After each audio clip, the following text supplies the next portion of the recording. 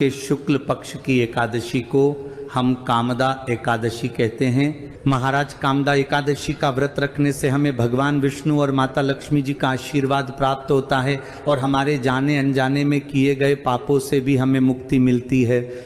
महाराज इस बार कामदा एकादशी को लेकर असमंजस की स्थिति है, क्योंकि एकादशी तिथि 2 दिन पड़ रही है। ऐसे में कामदा एकादशी का व्रत किस दिन रखा जाएगा, व्रत का पारण कब किया जाएगा और व्रत के नियम क्या है, ये सारी अद्भुत जानकारी हम आपको इस वीडियो में देने वाले हैं। महाराज यह एकादशी चैत्र महीने के शुक्ल पक्ष की एकादशी होती है और इस बार कामदा एकादशी तिथि की शुरुआत 28 मार्च शनिवार को सुबह 8:47 पर होगी और एकादशी तिथि की समाप्ति 29 मार्च रविवार को सुबह 7:46 पर होगी।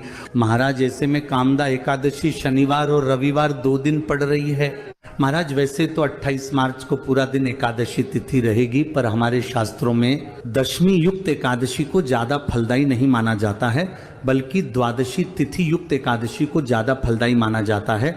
यानी कि जिस दिन एकादशी तिथि भी हो और द्वादशी तिथि भी हो तो वह दिन 29 मार्च 2026 का दिन होगा, जिस दिन रविवार होगा। ऐसे में आप सभी लोगों को 29 मार्च रविवार के दिन ही कामदा एकादशी का व्रत रखना चाहिए।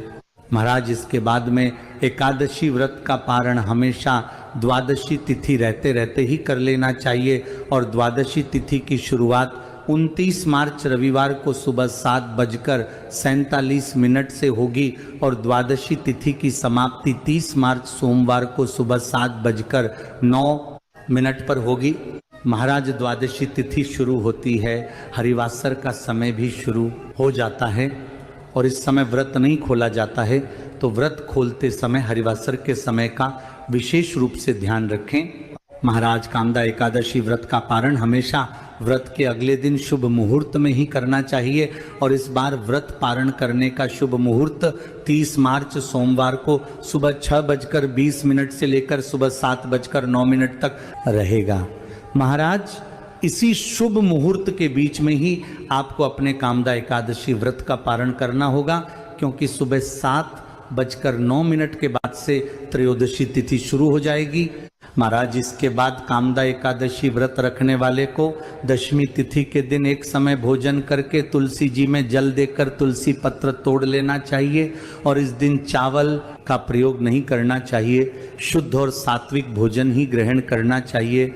इसके बाद एकादशी व्रत वाले दिन सुबह जल्दी उठकर अपने व्रत का संकल्प लेना चाहिए और पूरे दिन ओम नमो भगवते वासुदेवाय नमः मंत्र का जाप करना चाहिए।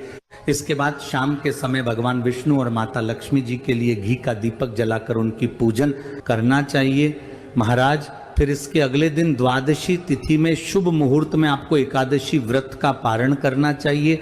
व्रत पारण करते समय आप आंवला, गंगा जल या भगवान के किसी प्रसाद का उपयोग करके अपने व्रत को खोल सकते हैं। एकादशी वाले दिन भी आपको चावल का प्रयोग नहीं करना चाहिए, पर द्वादशी तिथि में व्रत खोलने के बाद आप चावल खा सकते हैं, इसमें कोई परेशानी नहीं है। और एकादशी व्रत रखने वाले को इन दिनों में नाखून और बाल भी नहीं कटवाना चाहिए। महाराज इस तरीके से आपको कामदा एकादशी का व्रत रखना है और व्रत